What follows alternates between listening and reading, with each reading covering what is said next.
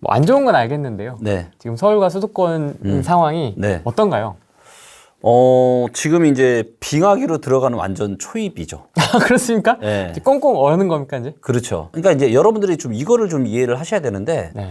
2020년 중순부터 2021년 한 중순 가을까지 나타났던 이 이례적인 전국의 뜨거웠던 불장. 이거는요, 원래는 없어야 되는 일이에요. 네. 원래는 그런 일은 없는 게 정상이다. 그런데 뭐 때문에 그렇게 됐나? 일단 코로나가 터졌잖아요. 코로나가 터지다 보니까 경기가 급속도로 얼어붙으니까 각국이 돈을 엄청나게 푼 거죠. 네. 유동성을 풀고 금리를 한국도 역사상 최저금리 0.5%까지 기준금리를 낮춰버렸어요. 그러다 보니까 뭐가 불었냐면 투자 광풍이 불었죠. 거기다가 뭐 공매도도 금지하고 뭐 어떻게 보면 버블이 생길 수밖에 없는 그런 여건을 만들어 놨잖아요. 네. 그러다 보니까 주식, 코인, 부동산 모든 자산에 엄청난 거품이 끼기 시작한 거예요. 난리가 난 거죠. 그리고 두 번째, 여기에 부동산 시장에 또다시 불을 지른 게 뭐냐? 그게 바로 임대차 3법입니다. 그래서 전세 기간을 2년에서 4년으로 늘리다 보니까 그러니까 어떻게 돼요? 집주인들이 전세금을 한꺼번에 올려받고 그러다 보니까 전세금이 확 급등을 하니까 무주택자 입장에서는 갭이 또 줄어들잖아요. 이러니 내가 그냥 사버리겠다. 그러면서 영끌 거래량이 터지게 된 거죠. 네, 그래서 원래라면 코로나랑 임대차 3법이 없었으면 이렇게 올랐을 텐데 이렇게 올라버린 거예요, 지금. 그래서 첫 번째 아셔야 될 게 뭐냐. 지금 이제 얼어붙고 있지만 불과 얼마 전까지만 하더라도 대한민국의 부동산 시장은 거품이 많아도 너무 많다. 너무 많다. 네, 이거를 이제 대표적으로 가장 잘 알 수 있는 데이터가 뭐냐면 바로 이제 통화량 대비한 저평가 인덱스인데요. 네. 이 데이터를 뭐 리치고 앱에서도 보실 수가 있고, 근데 이제 리치고 앱은 화면이 작으니까 제가 이제 화면이 큰 리치고 엑스포트로 제가 좀 보여드리도록 하겠습니다. 자, 기본적으로 부동산은 꾸준하게 우상향하는 게 맞습니다. 그렇죠? 많은 사람들이 이야기 하잖아요. 부동산은 오늘이 제일 싸다. 그렇죠? 기본적으로 이 전제는 맞아요. 왜냐하면 시중에 우리가 이제 통화량이 이제 대한민국에 있는 돈의 총량인데 통화량은 계속 늘어나죠. 그렇죠? 네. 통화량은 계속 늘어나는데 부동산의 총량은 늘어나지 않습니다. 그렇기 때문에 통화량이 늘어나면서 통화량이 늘어나는 속도만큼 부동산 가격이 올라가는 것은 자연스러운 거예요. 그렇죠? 네, 통화량이 100이었을 때 부동산을 100 주고 샀다. 근데 통화량이 500까지 늘어났어요. 당연히 부동산을 500 주고 사는 게 맞죠. 네, 그렇기 때문에 이 차트에서 보시는 것처럼 이 파란색이 통화량인데요. 네. 통화량이 이렇게 꾸준하게 증가를 하고 있죠. 그리고 요게 이제 빨간색이 아파트의 시가총액입니다. 네. 엎치락 뒤치락 하지만 비슷하게 올라오고 있어요. 그러네요. 자, 그런데 이제 얘가 이제 요 뒤에 막대 그래프가 그 격차거든요. 네. 그래서 많을 때는 21%. 그러니까 통화량보다 21%더 아파트의 시가총액이 많았을 때도 있었고, 네. 얘가 작을 때는 88%, 88에서 120% 정도로 계속 왔다 갔다 하면서 같이 우상향을 해왔다는 거죠. 그렇기 때문에 부동산은 지금 사고, 그래서 내 집 마련은 언제나 않고 좀만 기다리면 몇 년 기다리면 다시 올라간다. 이런 논리가 성립을 했던 거죠. 네. 자, 그런데 지금은 상황이 완전히 다릅니다. 2007년 2월 달에 121%로 직전 고점이었거든요. 네. 이 직전 고점을 언제쯤 찍었냐면 바로 2020년 3월 달입니다. 이때 비슷했어요. 근데 이때 코로나가 터졌죠. 그렇죠. 만약에 이때 코로나라 임대차 3법이 터지지 않았으면 아마도 2020년 연말이나 21년 어느 즈음부터는 부동산 시장이 벌써 안 좋아졌을 거예요. 그런데 코로나가 터지고 임대차 3법이 터지면서 더 벌어졌어요. 보시는 것처럼 난리가 났죠.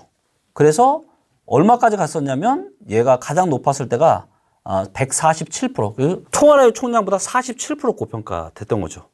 지금 이제 조금 줄었거든요. 네. 조금 줄어가지고 146입니다. 1% 빠졌네. 1%. 네. 자, 그러면 이 데이터가 의미하는 바는 뭐냐면 일단 대한민국에 있는 전체 통화량 대비해서 아파트 시가총액이 너무 과도하게 올랐다. 몇 퍼센트? 46% 지금 고평가되었다. 자, 그런데 우리가 2000년대 초반에도 통화량보다 아파트 시가총액이 밑에 있을 때가 있었죠. 그리고 2013년, 14년, 15년에도 통화량이 더 많죠. 아파트 시가총액보다. 네. 이럴 때 사야 되는 거예요. 이럴 때 부동산은. 그리고 아파트 시가총액 대다수는 서울하고 경기도 그리고 광역시. 그래서 보시는 것처럼 이 데이터가 의미하는 뭐냐면 이 빨간색 선인 아파트 시가총액이 이 파란색 밑으로 내려올 수 있다 없다? 있다. 내려올 수 있다. 왜? 역사적으로 계속 엎치락 뒤치락 하면서. 그리고 지금이야 우리가 뭐 부동산 못 사가지고 난리지만 11, 12년, 13년 한번 생각해 보세요. 집 갖고 있는 사람이 하우스 푸어, 뭐 깡통 전세 그런 얘기 엄청 많았잖아요. 얼마의 거품으로? 21%의 통화량 대비해서 그 거품 가지고도 그런 일이 벌어졌단 말이에요. 근데 지금은 이때보다 어때요? 거품이 2배 이상 많죠. 네. 21%가 아니라 지금 46% 고평가되어 있으니까 2008 금융이 터지기 전보다 거품이 지금 부동산 시장이 2배나 있는 상황이란 말이에요. 그럼 얘가 통화량 밑으로 떨어지면 몇 프로까지 떨어져야 돼요? 한 40% 이상 떨어져야 되겠죠. 네, 그렇기 때문에 이런 상황인데 여기에 두 가지가 있는데 첫 번째는 엄청난 가계부채. 대한민국 그러니까 2007년 이때는요. 부채가 그렇게 많이 없었어요. 근데 지금은 이 부채가 대한민국의 GDP 대비해서 개인들의 가계부채가 지금 대략 한 107, 108 정도 됩니다. 역사상 처음 있는 일이에요. 대한민국의 GDP의 총량보다 개인들이 가지고 있는 부채가 훨씬 더 큰 세상입니다. 그리고 개인들만 부채가 많은 게 아니라 기업들의 부채도 GDP 대비해서 100% 넘었었어요. 그리고 과거에 97년에 IMF가 터졌잖아요. 그때는 개인들의 부채는 작았는데 기업들의 부채는 그때는 100%가 넘어섰거든요. 네. 그리고 IMF 이후에 기업 부채가 100% 미만으로 떨어졌다가 19년인가 20년부터 이게 다시 또 100% 이상으로 올라섰습니다. 그러니까 지금은 대한민국에서 개인들과 기업이 부채가 가장 많은 상황이란 말이에요, 이게. 그런데 여기에 부동산 시장은 너무나도 고평가되어 있고 역사상 가장 많이 고평가되어 있고 여기에 직격타가 뭐냐? 바로 지금 급격한 금리 인상이라는 거죠. 네. 그리고 이 금리 인상이 단순히 금리 인상이 아니라 인플레이션 때문에 이 금리 인상이 오는 거예요. 자, 인플레이션 때문에 사람들의 호주머니 사정이 어떻죠? 안 좋아지고 있습니다. 안 좋아지고 있죠. 네. 예, 그러니까 우리가 먹는 뭐 이런 뭐 커피, 뭐 차, 밥 다 지금 물가들이 올라가고 있잖아요. 근데 여기에 부채가 많은데 금리까지 올라가. 그러면 내가 이자로 부담해야 되는 그 부담액이 어떻게 되죠? 같이 올라가죠. 늘어나죠. 그럼 내 호주머니 사정 어떻게 돼요? 더 안 좋아지죠. 더 엎친 데 덮친 격. 그럼 어떻게 된다? 사고가 날 가능성이 아주 많다. 지금 만약에 이번에 부동산 거품이 꺼지게 되면 2008년 이후에 벌어졌던 상황하고는 비교도 안 될 정도로 훨씬 더 심각한 상황이 벌어질 겁니다. 데이터가 보여주고 있잖아요. 이거는 뭐 저는 제가 그냥 제 개인적인 뇌피셜이나 이런 걸로 하는 게 아니라 이런 데이터를 제가 왜 만들었냐면 아무도 이런 얘기를 안 하는 거예요. 아, 그렇습니까? 아니, 부동산 전문가 중에 이런 얘기를 할 수가 없죠. 왜냐하면 이 데이터 하나를 만들려고 해도요. 인간 전문가도 이걸 만들 수가 없습니다. 이걸 만들려면 대한민국 아파트 시가총액을 구해야 되는데 이거를 과연 개인들이 할 수 있을까요? 시가총액에 들어가는 아파트는 네. 기준이 어떻게 됩니까? 대한민국 모든 아파트가 다 들어갑니다. KB 부동산에 있는 아파트는 다 들어가요. 전세가도 한번 좀 보여주시겠습니까? 전세가하고 매매가는 또 어떤? 전세 대비한 저평가 인덱스요? 네. 네. 이 수급 데이터를 가지고 제가 좀 말씀을 좀 드릴게요. 자, 이제 보시면 불과 우리가 부동산 시장이 좀 뜨거웠던 한 1년 전쯤으로 가볼게요. 네. 2021년 한 7월 달로 가보겠습니다. 자, 그러면 이때만 하더라도 요 이제 Y축이 전세 수급이에요. 네. 그러니까 전세 수급이라는 건 뭐냐면 전세가 공급이 많은지 수요가 많은지를 알 수 있어요. 근데 전세 수급이 높다라는 얘기는 공급보다 수요가 훨씬 더 많은 거예요. 찾는 사람이 많다. 그렇죠. 수요가 많으니까 전세 가격이 어떻게 되죠? 올라가. 그렇죠. 강세를 띨 수밖에 없죠.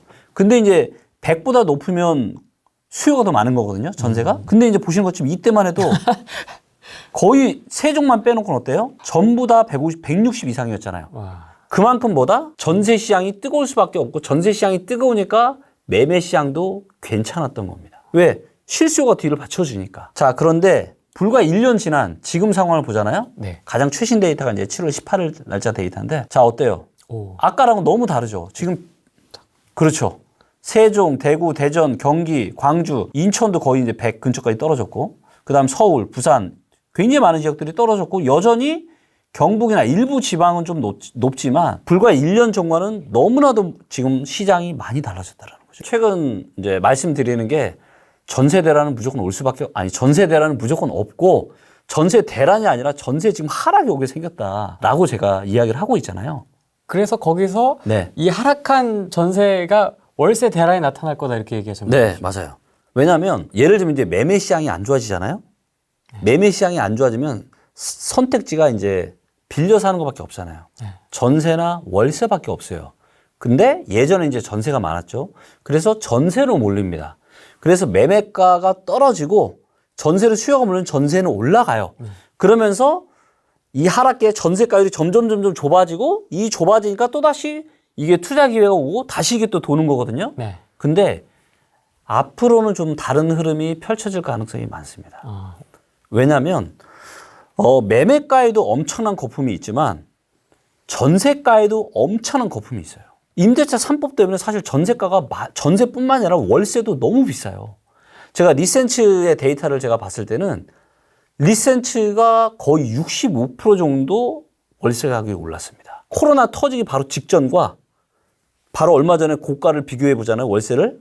그러면 63% 정도 올랐어요. 그러니까 2년 동안에 월세가 63% 오른다는 이건 말이 안 되는 거거든요. 그러니까 대한민국에서는 지금은 매매 가격뿐만이 아니라 전세 가격, 월세 가격에도 지금 엄청난 거품이 껴있다. 그런데 금리는 급등을 하고 있는 상황이고 대출은 이미 꽉 차 있는 상황이잖아요. 그러니까 사람들이 전세로 갈 수 있어요, 없어요? 갈 수 없어요. 그나마 유일한 데가 지금 월세여서 월세 쪽으로 가고는 있는데 이거는 또 어떤 문제가 있냐면 지금 사람들의 호주머니 사정이 갈수록 안 좋아지고 있어요. 네. 그러니까 사실 물건을 이제 가지고 있는 입장에서는 월세 쪽으로 몰리니까 수요가 몰리니까 공급은 한정돼 있고 그러다 보니까 월세 가격을 올려받을 수 있지 않겠냐 이런 생각을 가지고 계시잖아요. 네. 근데 문제는 뭐냐면 이 월세를 낼 사람들의 형편을 우리가 봐야 되는데 월세는 이미 코로나 이후로 지금 60%, 50%, 60%, 많게는 70% 지금 올라와 있는 상황인데 이게 사람들의 소득이나 이런 거 대비해서 너무나도 지금 비싼 상황이에요. 그래서 그런 비싸진 월세를 감당할 수 있는 사람이 제가 보기에는 별로 없습니다. 많지 않아요. 그렇기 때문에 매매가와 전세가는 이미 하락을 하고 있는 게 보시는 것처럼 수급이 그러니까 왼쪽으로 지금 많이 치우쳐져 있고 밑으로 많이 내려와 있죠. 즉 매매 시장과 전세 시장이 상당히 많은 지역들에서 안 좋아지고 있어서 그래서 월세로 몰리지만 이 월세도 너무 고평가돼서 어쩌면 월세마저도 저는 떨어질 수 있다라고 보고 있습니다. 전세가 지금 떨어지고 있다라는 건 전세 매물이 나와서인 건가요? 몇 가지 이유가 일단 첫째는 전세가 일단 너무 비싸고요. 너무 과도하게 지금 코로나랑 임대차 3법 때문에 전세가 일단 너무 비싸고 여기에 금리가 낮으면 괜찮은데 전세도 다 100% 자기 돈으로 하시는 분들은 별로 없잖아요. 그렇죠. 대출인데 내 돈 뭐 한 2억에 대출 한 3억 받아서 하려고 하다 보니까 대출 이자가 너무 이제 급격하게 올라가니까 부담스러운 거죠. 그렇기 때문에 이제 못 가는 거고 또 여기에 그렇다 보니까 전세도 지금 이제 서울 같은 경우는 수도권을 보면 이게 이제 전세 매물인데 전세 매물이 서울이 좀 줄었다 다시 올라가고 있죠. 그리고 그나마 서울이 제일 괜찮은 상황인데 인천을 보시면 자 인천의 요 파란색 선이 인천의 전세 매물이거든요. 네. 보시는 것처럼 인천의 전세 매물이 어떻죠? 쌓이고 있습니다. 계속 쌓이고 있죠. 지금 이제 12,000건까지 쌓였고요. 아시겠지만 인천은 공급도 많아요. 내년에 더 많아요. 네. 그럼 이 전세 매물이 어떻게 되겠습니까? 더 많아지겠죠? 그렇죠. 네. 자, 경기도도 보시면 경기도도 전세 매물이 어때요? 쌓이고 네. 있습니다. 쌓이고 있습니다. 자, 보시는 것처럼 요게 이제 경기도의 전세 수급인데 경기도의 전세 수급이 계속 떨어지고 있죠. 네. 그래서 지금 100m로 떨어졌습니다. 즉 경기도는 이제 전세를 찾는 사람이 별로 없다는 얘기예요. 근데 전세 매물이 계속 쌓이고 있죠. 어떻게 될 것 같습니까? 이제 전세 가격이 떨어지는 거죠. 인천도 마찬가지고요. 많은 분들이 서울은 입주 물량이 없으니까 절대 안 떨어진다고 얘기하지만 자 그렇게 따지면 서울의 가격은 몰라도 전세가 어떻게 돼요? 전세는 올라야 되죠. 자 그런데 서울의 전세 수급이 어때요? 계속 떨어지고 있죠. 전세 수급이 출렁출렁하면서 이렇게 떨어지고 있잖아요. 네. 그죠? 지금처럼 입주 물량이 없는데 즉 전세에 대한 공급도 없을 거 아니에요. 그리고 서울에 살고 싶어 하시는 분들은 얼마나 많아요. 네. 그런데 전세 수급이 안 좋아진다? 이건 말이 안 되는 거죠. 그렇기 때문에 전세 대란 온다 안 온다? 올 가능성 1도 없다. 오히려 전세 가격도 지금 떨어질 걸 걱정해야 된다.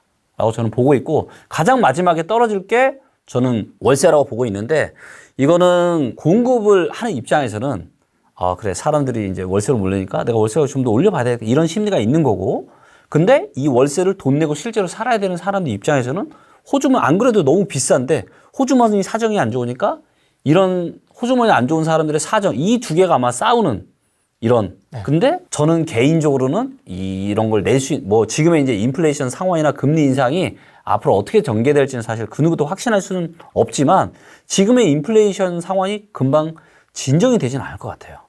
그렇다면 결국엔 이 싸움에서는 돈을 낼 수 있는 사람이 별로 없기 때문에 결국은 집주인들도, 왜냐하면 수요가 없으니까 그럼 집주인들이 월세를 내리지 않겠나. 그리고 실제로 잠실의 리센츠 같은 경우를 보면 이미 월세가 많지는 않지만 월세가 조금 내렸어요. 조금. 네, 대한민국에서 최초로 매매, 전세, 월세가 다 떨어지는 이런 현상이 뭐 전국의 모든 지역은 아니지만 나타날 수 있는 지역들이 저는 꽤 많다고 보고 있습니다.